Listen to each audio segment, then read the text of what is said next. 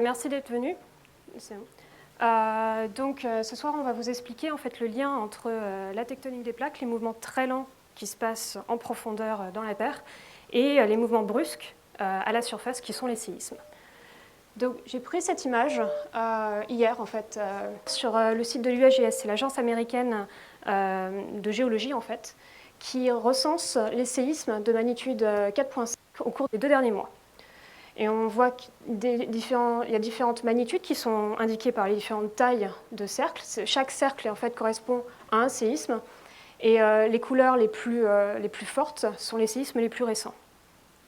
Ici, je vais faire un zoom sur l'Indonésie.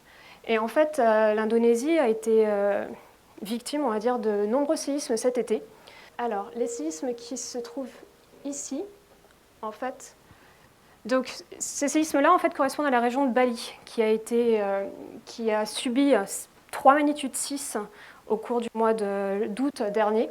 Donc ça a été assez médiatisé, parce qu'il y a énormément de tourisme dans cette région. Mais on remarque qu'il y a un autre cluster de séismes un petit peu plus au nord, dans l'île des Célèbes, qui en fait est la séquence de séismes qui s'est passée il y a 2 semaines, dans la ville de Palu. Et ce séisme a provoqué un tsunami qui, pour l'instant, on a au moins recensé 2000 morts et au moins 5000 disparus. Donc ce séisme, donc l'épicentre est indiqué ici par une étoile, est de magnitude 7,5 et on voit ici une carte de l'intensité. Alors l'intensité, c'est ce qui est ressenti à la surface. C'est le mouvement en fait, du sol et on va dire c'est une mesure des dégâts aussi qui est utilisée par les ingénieurs. Donc l'intensité maximum lors de ce séisme, c'est une intensité de 8 sur 10. Et ça correspond au moment où les conducteurs ont du mal à se diriger, où les cheminées commencent à se tordre et tomber. Les bâtiments qui sont plutôt de bonne configuration tiennent, mais on commence à avoir des fissures dans le sol, dans les sols un peu mouillés. Donc il y a quand même beaucoup de dégâts. Et on voit que en fait, les dégâts sont concentrés le long d'une ligne. Et cette ligne correspond à la baie de Palu. Donc là, ça c'est une image du déplacement. Alors en fait, c'est une photo avant et après de la région. Et en fait, on se rend compte, en prenant une photo satellitaire de la région, que le sol s'est déplacé. Alors lors d'un séisme, on a un déplacement, ici en particulier, on a un déplacement horizontal de 2 blocs. Et on voit sur la carte ici, on a la carte de la baie de Palu, la ville de Palu qui est au centre. La partie bleue s'est dirigée vers le nord. La partie jaune et rouge s'est dirigée vers le sud. Et de plusieurs mètres. Donc il faut imaginer que si la faille, donc en fait, et ça c'est délimité par la faille, le point de contact. Si la faille est entre moi et Jean-Arthur, au cours de la minute du séisme, Jean-Arthur va se déplacer de 5 à 6 mètres. En une minute. Et ça, c'est le déplacement final qui est causé par le séisme. Donc là, on voit par exemple, il y a 2 petites maisons. On voit qu'il y a un déplacement horizontal des maisons l'une par rapport à l'autre. Et ce déplacement se fait le long d'un contact. Et ce contact, c'est ce qu'on appelle la faille. Alors là, c'est une autre façon de le voir. Le nord est cette fois-ci vers la droite. La partie rouge va vers la droite, va vers le nord. La partie bleue ici va vers le sud. Donc c'est une image à peu près similaire. Et on peut délimiter, en regardant le point de contact, donc on peut délimiter cette faille. Et on voit très bien, elle est très nette à la surface ici. On voit le tracé de la faille. Le séisme, en fait, on voit une étoile à droite, en haut à droite. On voit une étoile jaune. Le séisme a nucléé dans cette région et s'est propagé le long de cette faille. Donc, ce type de séisme, c'est assez impressionnant, mais c'est assez courant en fait. Alors, on va regarder ici une animation qui a été compilée par une autre agence américaine, la NOAA, qui recense tous les grands séismes qui ont eu lieu. Alors, j'ai un peu de mal à lancer. Voilà, vous allez voir sur ce globe l'ensemble des grands séismes qui ont eu lieu entre l'année 2001 et l'année 2015. Alors, vous voyez, là, on est au-dessus du Pacifique. Et les séismes sont à nouveau représentés par des cercles dont la taille correspond à l'énergie, donc la magnitude, encore une fois. Vous voyez plusieurs choses, vous voyez beaucoup de points qui crépitent de partout, de la lumière tout le temps, dans tous les sens. Ce sont des magnitudes 6, donc c'est relativement gros, enfin, c'est quand même conséquent, mais c'est relativement petit comparé à ce qu'on va voir, et qui, eux, ont lieu absolument tout le temps. Extrêmement régulièrement, on a des petits séismes, de magnitude 6 ou plus petites. Là, on commence à survoler l'Indonésie dont on vient de parler, et on est en 2003. Alors si vous vous rappelez, en 2004, sur l'île de Sumatra a eu lieu un séisme extrêmement dévastateur de magnitude 9.2. On s'apprête à le voir dans quelques secondes, ici, un petit peu à l'ouest de la Thaïlande, à droite de l'image. Voilà, cet énorme point, c'est le magnitude 9.2 2004, le tsunami du 26 décembre 2004. Vous voyez que ces événements d'une telle magnitude sont spectaculaires, mais rares. Tout autour du monde, vous continuez à avoir ce crépitement de petits séismes beaucoup plus fréquents, et de temps en temps, des séismes de taille intermédiaire entre une magnitude 6 et une magnitude 9 qui viennent ponctuer la carte. Autre chose que vous voyez, c'est que les séismes ne se produisent pas dans des endroits totalement aléatoires. Ils semblent se concentrer le long de grandes ceintures. Ici, cette ligne de points rouges au milieu de l'Atlantique qu'on appelle la dorsale médio-atlantique. Ici, le bord du Chili, puisqu'on arrive par-dessus l'Amérique du Sud, toute la cordillère des Andes, également illuminée par des séismes un petit peu plus gros. Et là, on est en 2009, donc on arrive en 2010. En 2010, il y a eu un très gros séisme au Chili, dont vous vous rappelez peut-être, qui était de magnitude 8.8, magnitude 8, ouais. Donc vous allez voir à nouveau un gros point qui va arriver dans très peu de temps, juste avant qu'on perde le Chili.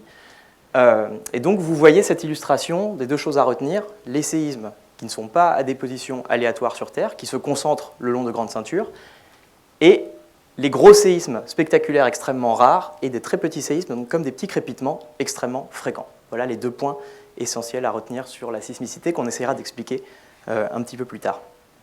Pour le deuxième point, qui a trait à l'endroit où ont lieu tous ces séismes, et en fait, cette géométrie est révélatrice de ce qu'on appelle la tectonique des plaques, le fait que la surface de la Terre est un petit peu à la manière d'un œuf, recouverte d'une coquille rigide, qu'on appelle la lithosphère, donc des plaques rigides qui ont tendance à se déplacer le long de la surface du globe, de façon essentiellement rigide, ce qui veut dire que les plaques, l'intérieur des plaques ne se déforme pas énormément, mais que les contraintes, les forces, et donc la déformation, et toute l'action géologique se produit essentiellement à l'interface entre ces plaques, qui sont illustrées ici.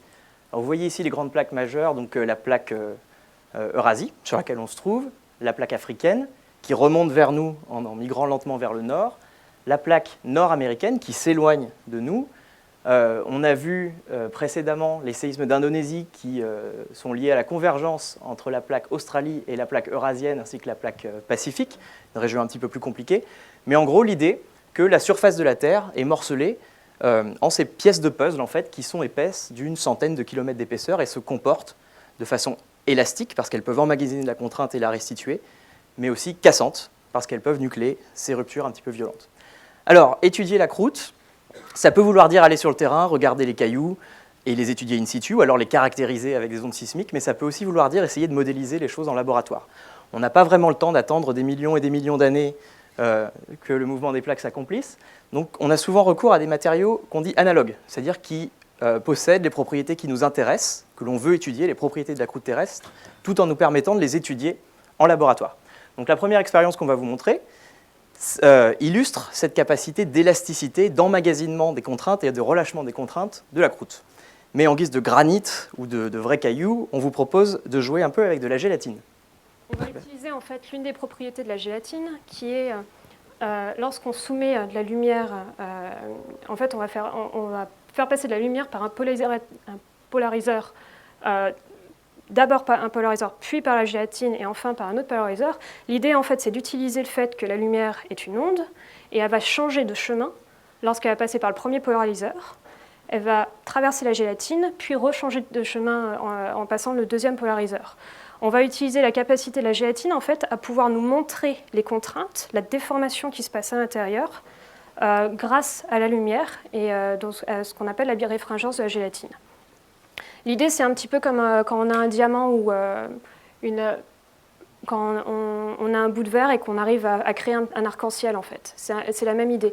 Sauf que là, on va pouvoir voir les déformations dans la gélatine. D'abord, donc, on vous a dit que les matériaux sont élastiques. Élastique, ça veut dire quoi?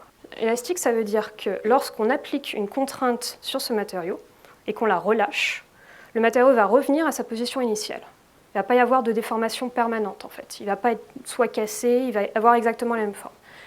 l'idée ici, et on va regarder, donc j'appuie sur la gélatine, et est-ce que vous voyez des franges qui apparaissent ici? Et en fait, on voit les contraintes s'accumuler dans la gélatine. Sauf que, comme la gélatine est élastique, j'appuie, on voit les contraintes, je relâche, il n'y a plus rien. Donc, la gélatine a totalement restitué l'énergie élastique que Lucille lui avait donnée en appuyant dessus. Et la croûte a des propriétés un petit peu similaires, et l'intérêt donc de cette photoélasticité, c'est de nous montrer comment les contraintes se répartissent dans un volume, puisque la croûte, c'est un volume extrêmement large qui recouvre l'ensemble de la Terre jusqu'à une profondeur de 30 km. Et avec cette expérience, on va pouvoir en l'occurrence vous montrer comment ces contraintes élastiques peuvent s'accumuler sur une faille. Donc Lucille s'apprête maintenant à creuser une faille, à couper une faille, comme ferait la tectonique des plaques sur des millions d'années. Là, on triche un petit peu, couteau dans la gélatine. Lucille est en train de découper une petite fracture plane dans la gélatine à l'aide d'un couteau. Vous voyez d'ailleurs les contraintes autour de la lame de son couteau. Un petit peu à la manière de l'intensité de contrainte qu'on pourrait voir en tête de fracture, si vous connaissez ce genre de problème.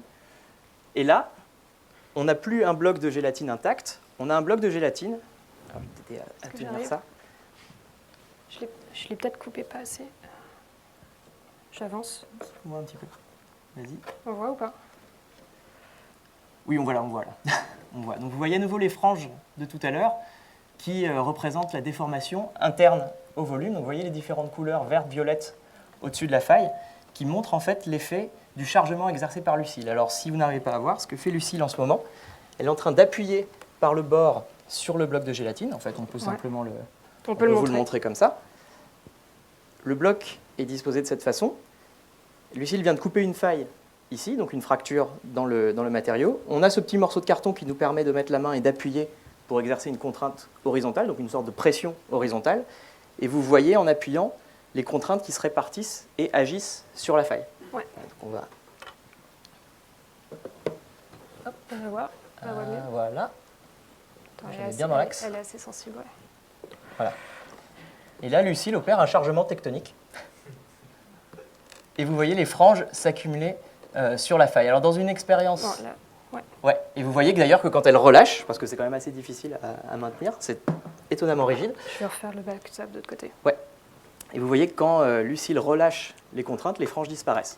Donc de la même façon, les failles dans la croûte terrestre reçoivent des chargements qui peuvent venir de très loin, qui peuvent venir d'événements, de modifications, de trajets des plaques, qui peuvent être à assez grande distance. Et les contraintes se transmettent sur d'assez grandes distances dans la coquille d'œuf rigide, donc la lithosphère, les plaques tectoniques. Okay. Alors, maintenant, je vais essayer. On va pousser des deux bords. Voilà, là vous voyez le bloc qui est juste sous la faille.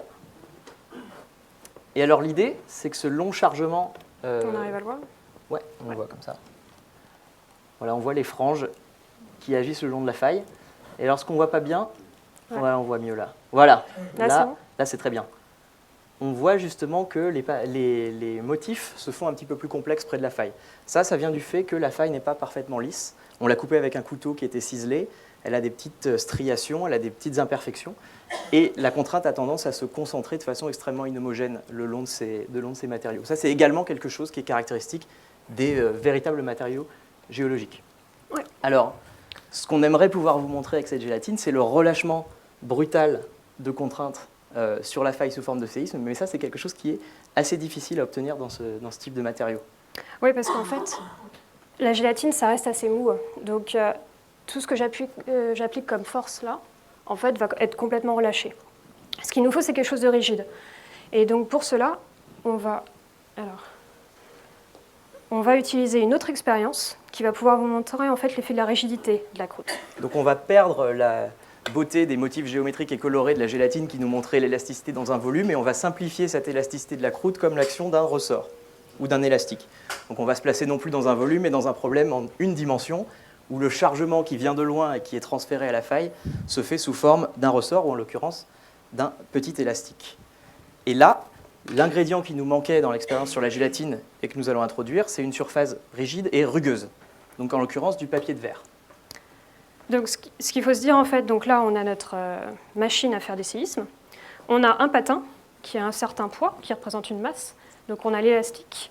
Et on a une surface de contact entre le patin et la table, en fait.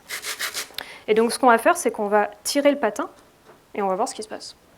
Donc en tirant le patin, vous allez voir qu'on va charger l'élastique et que le patin va répondre de différentes façons. On a un petit moteur qu'on a installé afin de à peu près toujours tirer avec la même vitesse pour vraiment s'affranchir de ce paramètre de vitesse de chargement. J'essaye, premier essai. Et voilà. C'est le mauvais sens. Allez, c'est parti.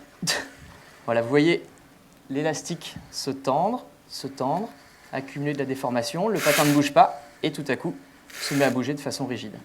Et vous voyez que là où le mouvement du trombone qui tire l'élastique est continu, le mouvement du patin se fait extrêmement discontinu. Parfois, il rattrape énormément de retard d'accumulation, de déformation dans l'élastique. Parfois, il fait des petits à-coups. Alors en fait, ce sont ces mouvements soudains par à-coups qui vont créer un séisme. En fait, lorsque la croûte se déforme et qu'elle casse et qu'il y a un mouvement soudain, c'est ce mouvement soudain qui va générer des ondes sismiques. Exactement comme le bruit que je fais en faisant ça. J'envoie des ondes acoustiques. Parce que le bruit est soudain. Vous êtes tous des sismomètres. Vous entendez tous les ondes sismiques que j'émets en grattant avec ce patin. Ce qu'il faut se dire en fait, c'est que si le mouvement était continu, il n'y aurait pas d'ondes sismiques, donc dévastatrices, qui seraient émises. Donc si le mouvement était extrêmement lent et stable de cette façon, vous entendriez peut-être un petit crépitement. Ouais. D'ailleurs, c'est quelque chose qui existe, des petits crépitements de failles. Tout petits séismes. Mais les sismomètres du fond de la salle, là, vous n'entendez pas grand-chose. Voilà. Alors, on va essayer de quantifier un petit peu mieux quels sont les paramètres qui peuvent faire en sorte qu'une faille va avoir tendance à faire des séismes violents, ou plutôt du glissement qu'on va appeler du glissement continu. Ou du glissement calme, c'est comme vous préférez, glissement continu on va dire. On fait pas mal d'anglicisme, donc on va faire un effort.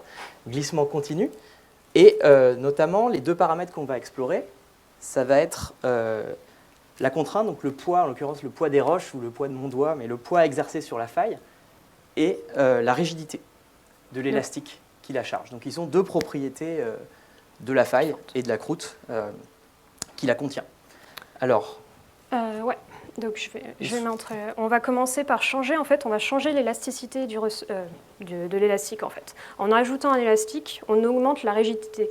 Enfin, c'est assez simple. Si vous prenez un élastique, on peut l'étendre d'une certaine façon. Si on prend deux élastiques identiques, ça va être beaucoup plus dur. Donc, on augmente en fait la rigidité de l'élastique. Et on va répéter ces expériences en changeant ces paramètres 6 fois. On va faire changer le nombre d'élastiques.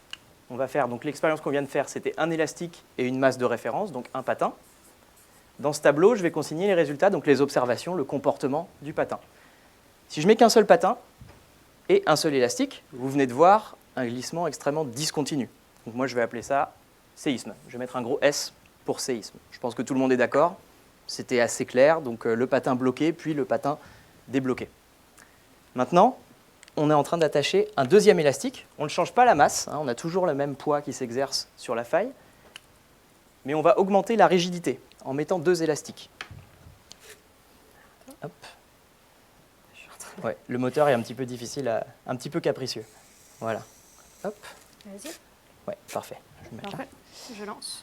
Alors, observez bien le mouvement du patin dans cette configuration. Essayez de voir si vous repérez des différences par rapport à l'expérience de référence.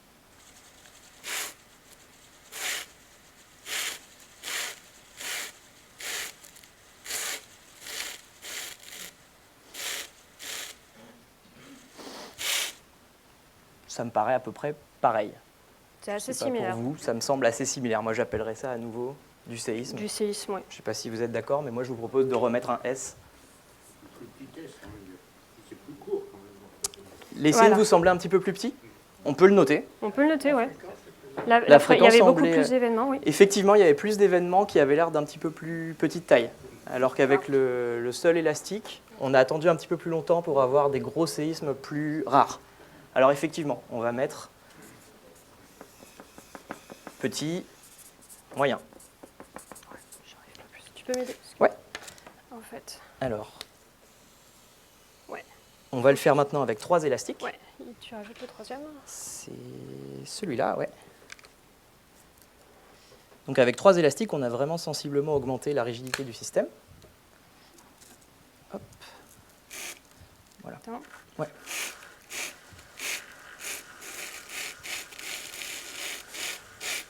Et voilà, là on est vraiment dans quelque chose de beaucoup plus ambigu. Là, alors, en fait, on arrive à un moment où on a du glissement continu. On a les petits séismes, mais majoritairement, ça glisse de manière plutôt continue. Donc on est un petit peu dans quelque chose de mixte. Est-ce que j'appelle ça glissement continu, séisme? Allez, je vais appeler ça glissement continu pour le principe, mais quand même ponctué de petits séismes. Glissement continu plus... Allez, micro-séisme, ok. Ça, c'était 3 élastiques. Attends, déjà on était... Ouais. Alors maintenant, l'autre paramètre qu'on va faire changer pour remplir la deuxième colonne de ce tableau, c'est la masse qu'on va appliquer. Et donc ça représente la contrainte, donc la pression qui agit sur la faille en profondeur. Si je m'assois dessus, profondeur énorme, poids énorme, contrainte énorme, on ne va pas avoir le même comportement que lorsqu'on a le patin seul. Alors, en l'occurrence, on va simplement rajouter cette boîte métallique qui rajoute une centaine de grammes. Le patin ici fait 500 grammes. On va rajouter ce poids, voilà, comme ça, d'une centaine de grammes, simplement pour exercer un petit peu plus de contraintes. Et je vais les noter comme expérience à, oui, c'est plutôt un patin plus boîte. Je dirais qu'on a augmenté d'une quarantaine de pourcents peut-être la masse, peut-être de 30% la masse. Une façon de visualiser, c'est en augmentant la masse, en fait, on augmente la force de frottement qui va réagir. Donc, on ne va pas avoir le même équilibre entre la rigidité de l'élastique qu'on tire et le frottement. Donc, vas-y. Alors là, on est reparti avec un seul élastique. Si, là, il ne veut pas casser. Et si, voilà, si. On ne veut pas casser le moteur non plus, parce que c'est arrivé. Là, on est revenu à un mode de gros séisme. Voilà, de quelques gros séismes. Voilà, un petit peu comme l'expérience initiale. Donc, on peut l'appeler gros séisme, parce que c'est vrai que ça a l'air peut-être un petit peu plus gros que tout à l'heure, ou je peux l'appeler moyen. La différence n'est pas évidente. On va l'appeler moyen gros. Je ne sais pas trop. C'est assez qualitatif aujourd'hui. On n'est pas là dans des conditions extrêmement contrôlées. On va recommencer maintenant avec 2 élastiques et cette masse un petit peu augmentée. Hop là. Ouais, nickel. Alors, à nouveau, je mets, c'est cela. Ouais. Je mets 2 élastiques en parallèle pour augmenter la rigidité du chargement. Hop. On dispose bien nos bouts. Et allons-y.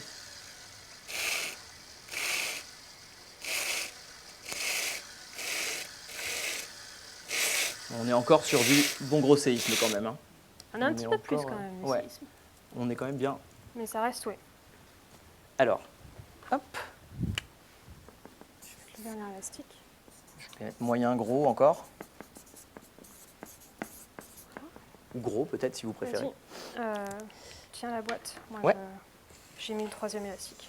Et maintenant la dernière expérience qui consiste à garder la même masse assez élevée et 3 élastiques.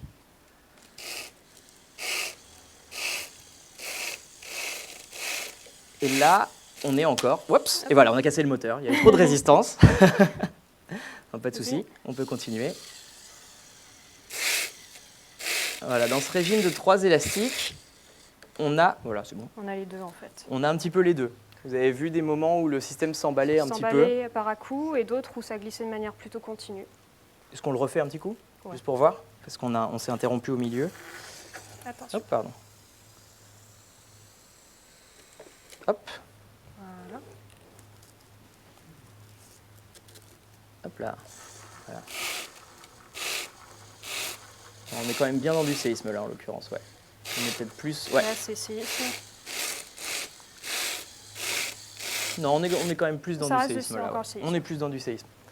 Donc on va se dire qu'on est pareil. Voilà, là on est resté dans du domaine de séisme. Peut-être plus moyen que tout à l'heure, peut-être moins gros que tout à l'heure, moyen gros, bon, c'est pas grave. Ce qui compte, c'est que le comportement, par exemple, n'était pas le même que ce qu'on a eu tout à l'heure, avec un seul patin, c'est-à-dire un petit peu moins de masse. Donc on commence à illustrer différents régimes de comportement à partir de cette expérience relativement simple et relativement qualitative, je vous l'accorde. Notamment, la zone où l'on a des séismes semble plutôt se concentrer dans cette partie-là du tableau. c'est-à-dire soit une masse assez forte et peu d'élastique, soit, oui c'est ça, c'est une masse assez forte et peu d'élastique, et que quand vous avez beaucoup d'élastique et une masse assez faible, vous avez tendance plutôt à avoir du glissement continu et des tout petits séismes. C'est l'heure des 3 minutes de mathématiques, pour essayer d'expliquer un petit peu ce tableau et ses résultats. Alors, on ne va plus parler d'élastique et de masse, on va parler de contraintes. En l'occurrence, on dit contrainte normale. Je vais abusivement parler de poids exercé sur la faille pour décrire ce paramètre, hein, le poids que j'exerce sur la surface de contact. Et je vais remplacer le terme nombre d'élastiques par un nom un petit peu plus scientifique qui va être sa rigidité ou sa raideur. Et donc, en lieu de ce tableau, on va essayer de réfléchir en termes d'un graphe qu'on pourrait remplir pour essayer de comprendre pourquoi cette zone du plan, donc fort poids, faible rigidité, avait plutôt tendance à nous faire des gros tremblements de terre, tandis que cette zone forte rigidité, faible poids, avait plutôt tendance à nous faire du glissement continu. Alors, il faut réfléchir pour ça en termes de force. Réfléchissons simplement au système qu'on vient de décrire. Vous avez le patin sur lequel qui exerce un poids qu'on va appeler sigma. Ce poids, intuitivement, vous comprenez bien que plus il est fort, plus la résistance frictionnelle, plus la force de frottement va être forte. C'est pour ça qu'il m'est assez facile de bouger ce patin, mais qu'il m'est très difficile de bouger un frigo, par exemple. Parce qu'il y a beaucoup de frottement et beaucoup de friction. Donc cette force de frottement qui résiste le mouvement est directement proportionnelle à cette contrainte, à ce poids sigma qui est exercé. Ce coefficient de proportionnalité, on l'appelle le coefficient de friction, paramètre extrêmement important en sismologie et en tectonique. Donc la force, ou en l'occurrence la contrainte, mais je vais abusivement utiliser l'un ou l'autre, la force de frottement qui résiste le mouvement, hein, qui colle le patin au papier de verre, s'exprime comme cette contrainte sigma multipliée par un coefficient de friction, ou sigma fois f. Ce coefficient de friction, il a une propriété intéressante, qui est qu'il peut évoluer en fonction du glissement. Il peut être très fort lorsqu'on laisse une masse en contact pendant très longtemps, parce que beaucoup de petits contacts peuvent se nouer au niveau de l'interface, mais il va être en l'occurrence plus faible lorsqu'un mouvement se met en action. Donc on distingue ce qu'on appelle la friction statique, donc par exemple un réfrigérateur qui a été posé sur le sol pendant très longtemps, qui est très difficile à faire bouger, et une friction dynamique, donc le frigo, une fois que vous l'avez mis en mouvement, qui a tendance à s'emballer, qui va partir d'un coup. L'idée, c'est que si j'arrive à démarrer un petit déplacement et que mon coefficient de friction baisse, que ma friction dynamique est plus faible que ma friction statique, le mouvement se fait de plus en plus facile. L'autre aspect à comprendre dans ce système, c'est l'importance de la force de chargement. Là, on parle de ressort, on parle d'élasticité, et donc l'idée, c'est que quand j'impose une certaine force à un ressort, il va avoir tendance à s'étirer, et donc emmagasiner de l'énergie élastique qu'il peut restituer. Ce qui mesure le lien entre la force exercée et le déplacement imposé, c'est sa constante de raideur, K. Un ressort extrêmement raide, on n'avait pas besoin de le tirer beaucoup pour qu'il exerce une force importante. Un ressort mou, il faut l'étirer au contraire énormément pour exercer la même force. On exprime cela simplement en disant que la force de chargement va être proportionnelle via cette raideur. Alors ce terme Vt moins x, c'est simplement la distance entre le point près du moteur et le patin. L'idée, encore une fois, c'est que si le patin et le petit trombone qui est lié au moteur se déplacent à la même vitesse, votre ressort ne change pas de longueur. Donc la force ne change pas. Il faut qu'il y ait un mouvement différentiel entre le moteur et le patin pour charger de la force. C'est pour ça que c'est cette différence qui compte. Maintenant, je reviens à un séisme. Qu'est-ce qu'il faut pour faire un séisme ? Bien, conceptuellement, dans ce type de modèle, la manière la plus simple de le penser, c'est si j'entame un petit mouvement, un petit glissement sur le sol ou sur mon patin, est-ce qu'au fur et à mesure de mon petit mouvement, ça devient plus facile de glisser ou plus difficile de glisser ? Et une façon de le comprendre, c'est que devient ma force de chargement au cours du glissement et que devient ma résistance, que devient mon frottement au cours du déplacement. Il faut imaginer la peau de banane.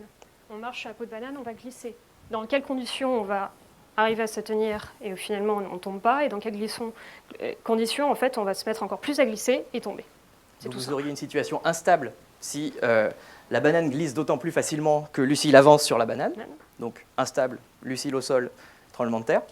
Ou une banane stable qui permettrait à Lucille de glisser et d'amortir son mouvement. Voilà, et de continuer tranquillement sa course. Dans le cadre du patin ressort, donc imaginez mon ressort tendu ou mon élastique tendu au maximum, le patin se met à bouger. Donc en bougeant, le patin recomprime le ressort. Ça veut dire qu'il est moins chargé. Le ressort est beaucoup moins tendu qu'il ne l'était. On est beaucoup moins à la limite. Donc le chargement diminue. Dès que je glisse un petit peu sur le patin, ma force de chargement diminue. Et si vous vous rappelez de l'équation d'avant, c'était proportionnel à la distance parcourue par le patin. Donc la pente de cette courbe avait été exactement moins k, cette raideur du ressort qu'on vous a présenté avant. Donc encore une fois, un élastique c'était peu raide, 3 élastiques en parallèle c'était extrêmement raide. Maintenant, que fait le frottement? Donc, que fait la peau de banane sous le pied de Lucille ou que fait le patin? La force de frottement, si vous avez une propriété de l'interface, donc du papier de verre ou d'une faille, qui est de s'affaiblir beaucoup quand elle se met à glisser, il est possible que sa force de frottement chute encore plus vite. Donc là, c'est vraiment le cas qu'on décrivait. C'est plus j'avance sur la peau de banane, plus ça devient facile de continuer à glisser sur la peau de banane. Ça, c'est une situation qu'on dit instable. Donc la force nécessaire à glisser chute encore plus vite que la force qui est exercée pour glisser. Ça, c'est la recette pour la catastrophe. C'est pour que Lucille se retrouve au sol. Et donc, en l'occurrence, on peut mathématiquement exprimer cette pente, cette perte de glissement comme un petit delta F sur un delta X. C'est simplement quel est le changement du coefficient de friction en fonction d'un petit changement de déplacement. Et c'est si cette courbe verte se retrouve sous cette courbe rouge, donc si en l'occurrence, si mon delta F sur delta X se retrouve, et d'ailleurs multiplié par sigma, parce que la friction, c'est un nombre sans unité qu'il faut multiplier par une unité de contrainte pour obtenir une contrainte. Donc si mon sigma delta F sur delta X est plus petit que mon moins K, on a presque fini avec les maths, j'ai un séisme. Je peux retravailler un tout petit peu cette équation pour la rendre un tout petit peu plus jolie et dire que j'ai un séisme si ce delta F sur delta X, qui est une propriété du matériau, c'est une propriété de la faille, je ne la contrôle pas.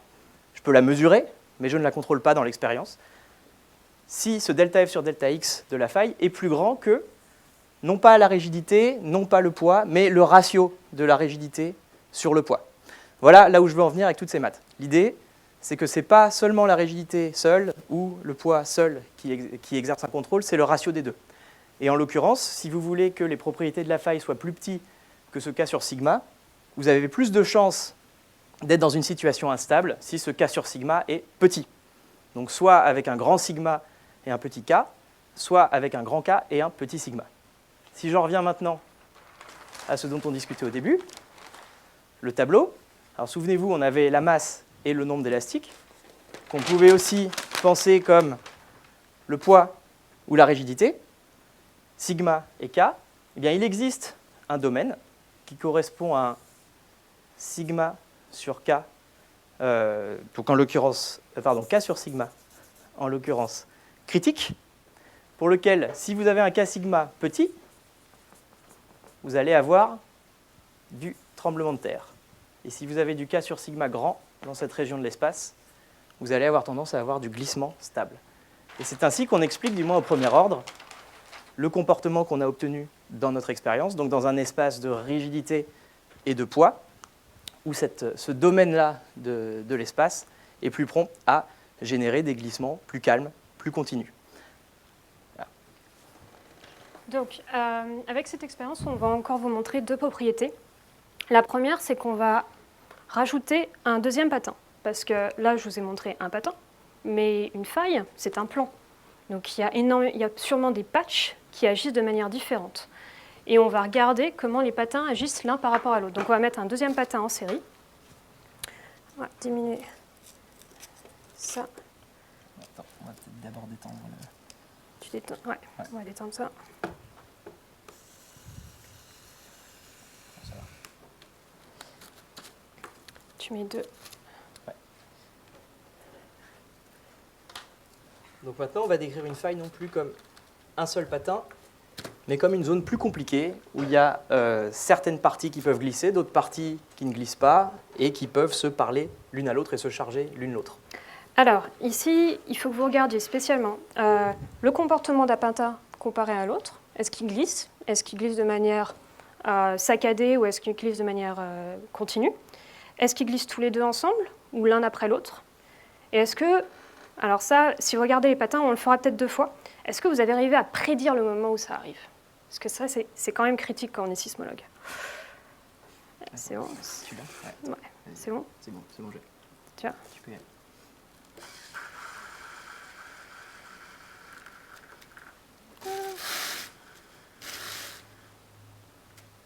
Il a du mal. Ah, il a du mal, hein. Voilà, hop, on est arrivé au bout. C'est un peu dur pour lui. On va peut-être refaire avec un deuxième. Faut augmenter la raideur, ouais. On va le refaire. Tiens. On lui en demande beaucoup à ce pauvre moteur. Hein. Ok. Ouais. Alors encore une fois, regardez le mouvement de chaque patin relativement à l'autre. Est-ce qu'il y a des moments où j'ai un patin bloqué pendant que l'autre bouge? Est-ce que parfois les deux peuvent faire une cascade? Voilà. Donc là, vous avez vu qu'en fait, à partir du moment où on a 2 patins, on augmente énormément la complexité du système. Et c'est très dur de dire quand est-ce qu'un patin va bouger par rapport à l'autre. Et attends, je passe par là. Donc vous avez vu qu'il y a des parties qui peuvent, sur une même faille, glisser de manière complètement, ce qu'on dit, asismique, donc de glissement continu, qui ne vont pas produire de séisme, alors qu'il peut y avoir une région qui va être bloquée et produire des séismes parce qu'il va y avoir un mouvement saccadé. Un exemple assez connu, et on parle souvent du Big One en Californie. Donc en fait, le Big One correspond au séisme qui est censé arriver soit dans la région de Los Angeles, soit la région de San Francisco en Californie. Parce que cette grande ligne rouge, c'est la faille de San Andreas. C'est une énorme faille donc, qui accumule un mouvement horizontal en Californie, donc qui sépare la plaque nord-américaine à la plaque pacifique. Ce qu'il faut voir en fait ici, c'est qu'on se rend compte, en regardant de plus près, c'est que la faille de San Andreas est divisée en 3 parties. Une partie au nord, en rouge, qui passe par San Francisco, une partie au sud, qui passe près de Los Angeles, et en fait, il y a un petit bout en bleu au milieu. Et dans les faits, la partie bleue glisse de manière continue, n'accumule pas de séisme, et en fait sépare 2 régions de faille qui, elles, peuvent générer de très larges séismes. La région du Nord a rompu en 1906, c'est celle qui a causé la destruction de San Francisco par un énorme incendie. La région du Sud est celle qu'on considère la plus à risque pour le Big One, parce que le dernier séisme était en 1857, et on considère que si les séismes ont un temps de récurrence à peu près constant, c'est celle qui a accumulé le plus de contraintes comparée à la partie Nord. Donc par exemple, de nos jours, la plupart de la prévention antiséisme dans la région de Californie se concentre sur la partie sud de Los Angeles. La partie sud qui correspond à la région de Los Angeles. Donc, et entre les deux? Et entre les deux, ça glisse de manière continue. Et on le voit dans ces trottoirs, justement. Oui, voilà. Donc là, je vous montre une photo. Alors, c'est un trottoir qui est en fait placé sur un bout de faille. Et la faille glisse de manière donc continue. Et si vous regardez le bout du trottoir, en 1974, on a un bout de pavé qui a été bougé. On se rend compte qu'il y a un petit bout de faille en fait, qui est entre les deux. 1993, on voit le bout de trottoir qui se déplace encore plus. Et 2005, c'est encore en plus le cas. Malheureusement, les travaux d'urbanisme ont en fait refait le trottoir depuis. Donc on ne peut plus utiliser cet exemple. Mais ça montre en fait au jour du jour comment un glissement qui est très lent, ça peut être quelques millimètres par an, en fait se voit à la surface. Il y a un exemple assez connu aussi dans la région de San Francisco, c'est le stade de la faculté de Berkeley, qui, pas de chance, a été en fait construit sur la faille et qui se déforme à quelques centimètres par an en fait. Et tous les 30 ans, ils sont obligés de refaire une grande partie du stade parce qu'en fait, le stade a été déformé au fil du temps, juste parce qu'il y est sur la faille. Donc, l'exemple de la Californie, juste cette complexité dont Lucille vous parlait. Et on peut s'imaginer San Francisco et Los Angeles comme étant dans ce régime-là, hein, où le patin se charge et peut se décharger brutalement, et la partie bleue entre les deux qui serait plutôt dans ce régime-là. Donc ça, ce serait lié au fait que le long d'une même faille, les propriétés de raideur de la croûte environnante ou de la faille elle-même, ou l'état de contrainte sur la faille, changent, et de façon qui est extrêmement difficile à quantifier et à mesurer. Donc là, on vous a montré des blocs de faille qui agissent de la même façon, mais même au sein d'une même faille, d'un même plan de contact, on peut avoir ce qu'on appelle des aspérités. Ce sont des régions, des patchs, qui vont soit agir de manière sismique ou de manière asismique, qui vont en fait glisser de manière continue. Et on a vu ici avec l'exemple des deux patins, de temps en temps, ils se mettent tous à glisser en même temps. On a beaucoup plus de petits séismes, mais quelquefois, on va faire un magnitude 8-9, qui en fait est une succession de patchs qui vont se mettre à glisser tous en même temps. Et donc, on vous a montré l'exemple du séisme de Sumatra en Indonésie en décembre 2004. Et je vais vous montrer alors cette vidéo. Donc, en fait, est-ce que je peux récupérer? Donc là, c'est l'île principale en Indonésie, donc Sumatra.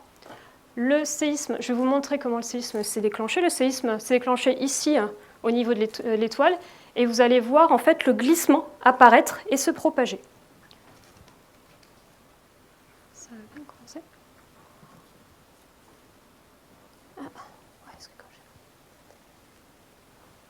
Voilà. Donc là, vous voyez, alors on ne voit pas très bien, mais on voit les patchs rouges en fait, qui se propagent vers le nord. Donc le séisme a nucléé dans la région sud, ici. Je vais le refaire. On voit le séisme qui se propage vers le nord, ici. Ça illustre plusieurs des points qu'on vient de vous présenter, qui est qu'un séisme, bien qu'on le représente souvent comme un petit point sur une carte, c'est un événement de taille finie. Oui. C'est du glissement sur un plan de faille qui peut se propager, là en l'occurrence, sur presque 1 millier de kilomètres. Et ce qu'on appelle l'épicentre, c'est simplement l'endroit où la rupture commence. Voilà. Mais des séismes, en l'occurrence de très grande magnitude, ont tendance à se propager sur d'énormes distances. Et la magnitude, c'est une mesure d'énergie qui intègre en grande partie la surface de roche qui a rompu. Voilà. Donc on ne peut pas faire un magnitude 9 sur une petite zone de faille. On est obligé d'avoir beaucoup de zones de faille, on va dire, qui sont dans les bonnes conditions de contrainte et de raideur pour pouvoir rompre tout ensemble et de manière en cascade, comme on l'a vu ici. Et donc, oui, comme on l'a dit, la magnitude, en fait, est proportionnelle à la taille de la faille. Donc, c'est un point important parce qu'en fait, là, on a vu aussi, on a augmenté, on a augmenté, en fait, la zone de contact quand on a rajouté un deuxième patin, on l'a doublé.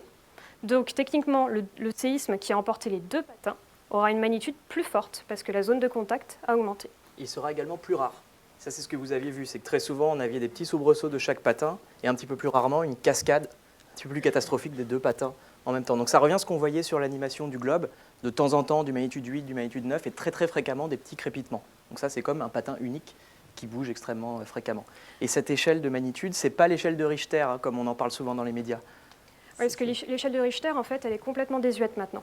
Elle a été créée il y a une quarantaine d'années, mais de façon, en fait, elle sature, on sait qu'elle s'arrête à magnitude 6 ou 7. On n'arrive pas à la mesurer au-delà. Après, un magnitude 9 ou un vrai magnitude 9, on va dire, ou un magnitude 6 vont avoir la même tête d'un point de vue magnitude de Richter. Donc moi, ça me fait un peu sursauter quand j'entends dans les nouvelles un séisme 9 sur l'échelle de Richter, parce qu'en fait, ça ne peut pas exister. L'échelle qu'on utilise maintenant, c'est une échelle, donc on appelle ça l'échelle du moment sismique. Donc en général, quand on parle de magnitude, c'est ce dont on parle. Et cette échelle, elle est beaucoup plus simple à calculer pour nous parce qu'elle prend en compte la taille de contact, la rigidité de la faille et en fait la quantité de glissement qui va se passer le long de la faille. Donc pour nous, c'est beaucoup plus simple parce qu'il y a un aspect physique, on a une idée de la taille du séisme directement avec la magnitude. Et c'est une échelle logarithmique aussi. Et c'est une échelle logarithmique. Donc il faut savoir que lorsqu'on augmente, c'est une échelle de l'énergie déjà, et lorsqu'on augmente d'une magnitude, on augmente l'énergie par 30. Donc ça fait gros séisme. Jean-Arthur va vous montrer un effet, une dernière propriété, ce qu'on appelle le déclenchement dynamique. Donc ça illustre le fait que ces systèmes qui sont chargés au bord de la criticalité sont d'autant plus imprédictibles qu'ils sont extrêmement sensibles à un certain nombre de perturbations. Donc en l'occurrence, là, j'ai simplement fixé un poids relié à une poulie pour tirer le patin, hein, c'est plus le moteur d'avant, et je l'ai fait de sorte que l'élastique soit extrêmement tendu et donc sensible à pas mal de perturbations. Imaginez que cela représente une faille quelque part et que sur un autre segment de cette faille, par exemple, ait eu lieu une rupture. Un séisme. Un séisme. Ce séisme a pu générer des ondes, donc des vibrations, hein, des ondes acoustiques, qui vont aller agiter cette interface. Et ce qui peut se passer, c'est ça. Vous avez un déclenchement d'un autre séisme sur un autre bloc de faille de façon dynamique, c'est-à-dire par le passage d'une onde. Donc lorsqu'on entend parler d'un grand séisme à la télévision, en général, la première chose qu'on nous dit, attention aux répliques. Les répliques peuvent arriver. Donc, pour un grand séisme d'une certaine magnitude, en général, on va avoir une réplique de magnitude plus faible, n-1 si la magnitude est première. On a 10, n-2, 100, n-3, etc. Donc on va avoir toute une ribambelle de répliques qui vont apparaître lors d'un séisme. Et là, ça peut être un cas de comment ces répliques en fait, ont été déclenchées. Le grand séisme a perturbé l'état de contrainte autour de lui, et des petites failles, qui n'étaient peut-être pas assez grandes pour faire un grand séisme, mais des petites failles se sont réveillées et se mettent à casser. Et en l'occurrence, il y a une autre source de complexité. Il ne faut pas que vous sortiez de cette conférence en croyant que tous les tremblements de terre se déclenchent les uns des autres en permanence. Il y a une complexité qui est que pour pouvoir déclencher une rupture, il faut que la faille soit d'abord mûre à la rupture. Vous pouvez secouer un pommier, si les pommes ne sont pas mûres, elles ne tomberont pas. Donc il faut à la fois fournir cette perturbation externe, mais il faut aussi que le système soit mûr pour nucléer. Donc maintenant, quand vous considérez de nombreuses failles qui n'interagissent pas en l'occurrence, qui évoluent de façon relativement indépendante l'une de l'autre, c'est très compliqué de savoir si tel ou tel événement ici ou là sont corrélés. Donc ça, c'est vraiment un champ de recherche qui est ouvert. Oui. Donc, dans la dernière partie, on va essayer de revenir à la tectonique des plaques. Et donc, pour vous expliquer, voilà. On a un autre analogue. On avait la gélatine. Maintenant, on a un autre analogue, en fait. Qui est la pâte à modeler. Qui est une sorte de pâte à modeler. L'idée maintenant, c'est de boucler la boucle et de revenir au lien entre ces événements extrêmement violents et rapides dont on a discuté et la dynamique beaucoup plus lente de la Terre. Alors, l'analogue qui se prête le mieux à la modélisation des matériaux terrestres, si on considère des échelles de temps courtes comme les séismes et des échelles de temps longues, c'est en effet ce genre de pâte à modeler qui a la propriété très intéressante d'être élastique, si je la déforme extrêmement rapidement, d'être cassante, si je la déforme très rapidement, mais également de s'écouler de façon totalement visqueuse, si je la laisse par exemple s'écouler sous son propre poids. Et en l'occurrence, je vais la laisser comme ça jusqu'à la fin de la conférence, et vous verrez un petit peu l'état final de ce genre de matériaux. Vous voyez déjà que ça commence à fluer extrêmement lentement. Mais le point qui est extrêmement important à retenir, c'est que les roches terrestres se comportent un petit peu comme ce matériau, bien qu'en étant majoritairement solides.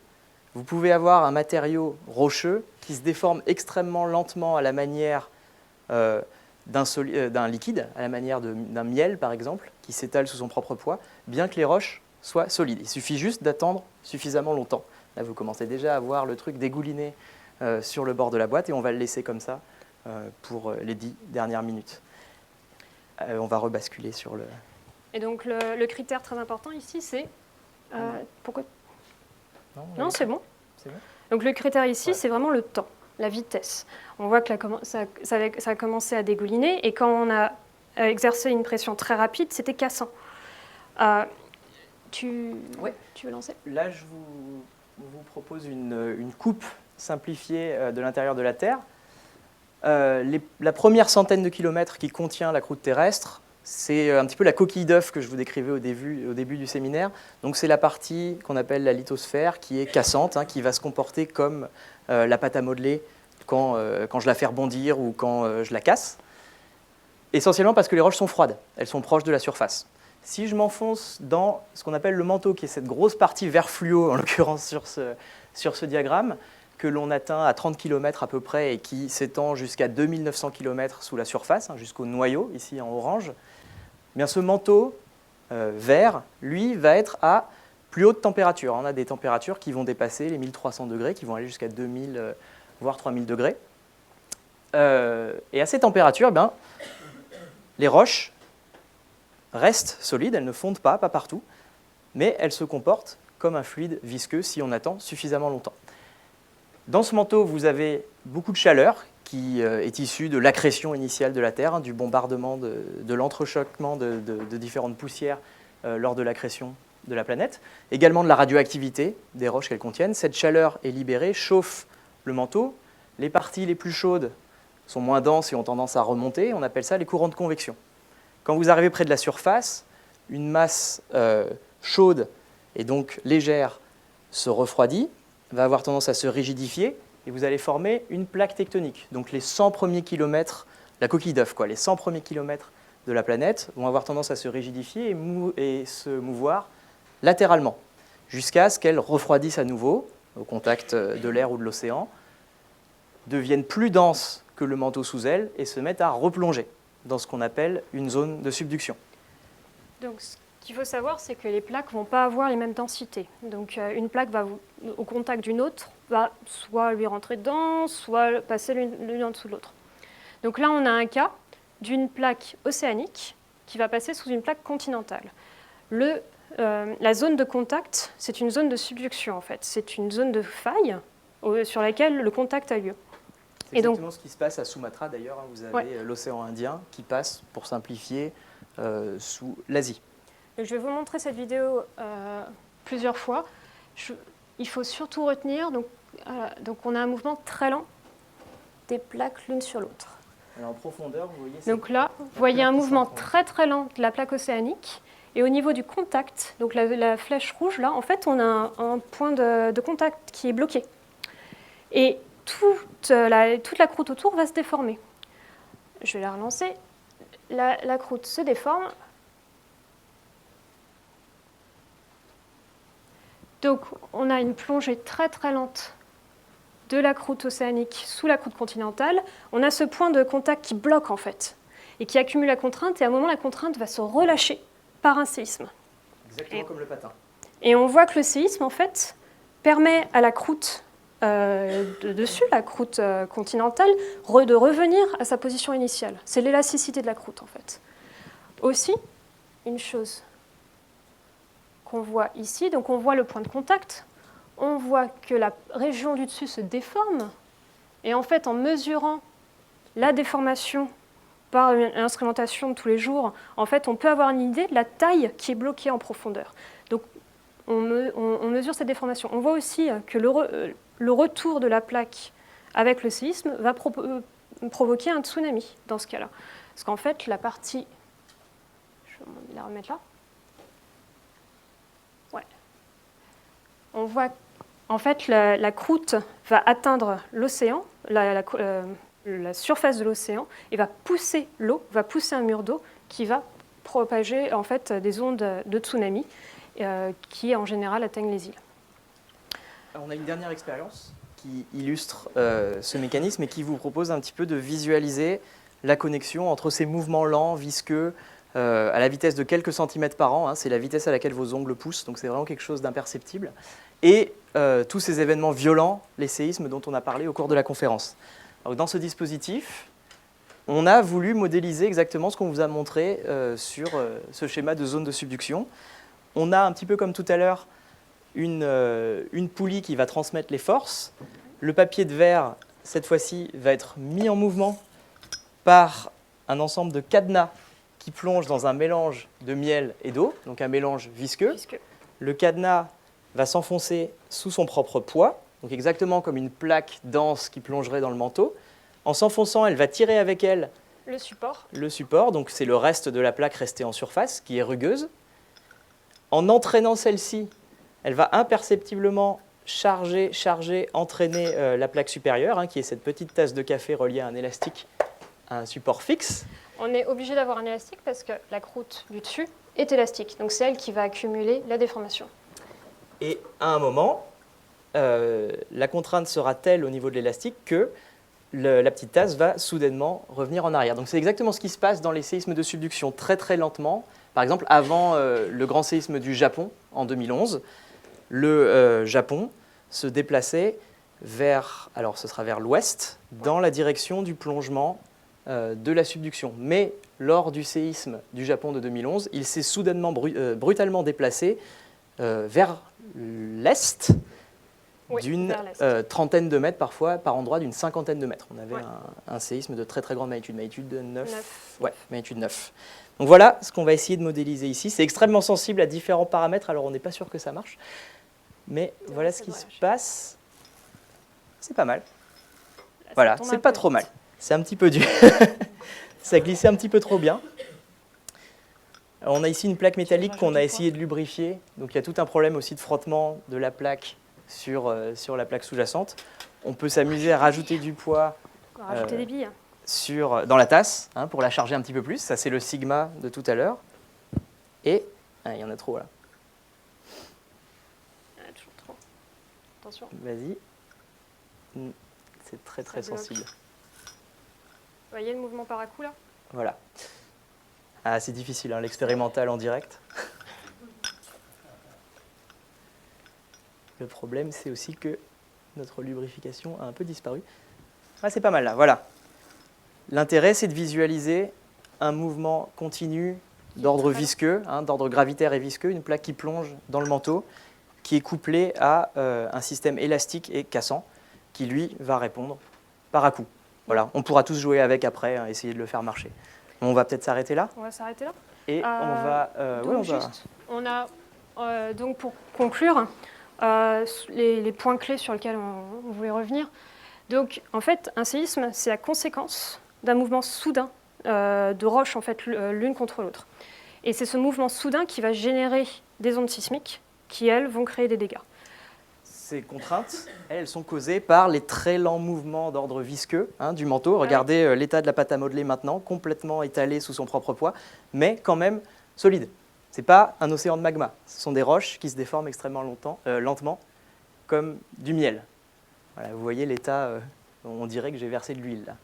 Mais il a simplement suffi d'attendre une dizaine de minutes pour en arriver là. Et si on attendait encore plus, en fait, ça prendrait tout le pot. C'est assez drôle à voir. On va revenir sur les slides. Ouais. Donc, les failles sont des surfaces rugueuses, mais hétérogènes aussi. Donc, on peut avoir des patchs, des aspérités qui vont glisser de manière sismique, générer des séismes, ou glisser de manière continue, et donc vont être inoffensifs d'une certaine façon. En fonction de la rigidité donc de la faille et du poids, la pression qui est appliquée, on peut avoir différents comportements, comme on vous l'a montré. Donc, un comportement qui va générer des séismes et un comportement de glissement continu. Vous voyez qu'on a illustré de multiples façons l'immense complexité de ces systèmes, très grande sensibilité, énormément de paramètres qui sont difficiles à mesurer in situ. On parle de profondeur de plusieurs dizaines de kilomètres parfois, donc on ne peut pas prédire la date d'un futur séisme. Il y a juste trop de variables, trop de complexité et des mesures trop inaccessibles. Par contre, on peut identifier des régions qui sont plus à risque que d'autres. Oui, donc en utilisant les informations qu'on a sur les ceintures de séismes, qui sont par exemple les ceintures où il y a des petits séismes, on sait qu'on a un contact de plaques tectoniques, on sait que ça peut être une région à risque. On peut utiliser l'historicité d'une région, savoir les régions où il y a eu de grands séismes. Et aussi, comme je vous le disais, on peut utiliser la déformation, et là je peux peut-être remontrer. On peut utiliser l'information qu'on a actuellement en gardant la déformation à la surface. Si je place un instrument à la surface ou sur mon île, je peux avoir une idée de la vitesse à laquelle une plaque penche sous l'autre et de la région, de la taille de la région où peut se passer un séisme. Et en ayant la taille de la région, je peux avoir une idée de la magnitude. Voilà, donc c'est une science jeune qui continue à bouger et on n'a pas encore tout découvert. Voilà. Voilà. On vous remercie. Merci.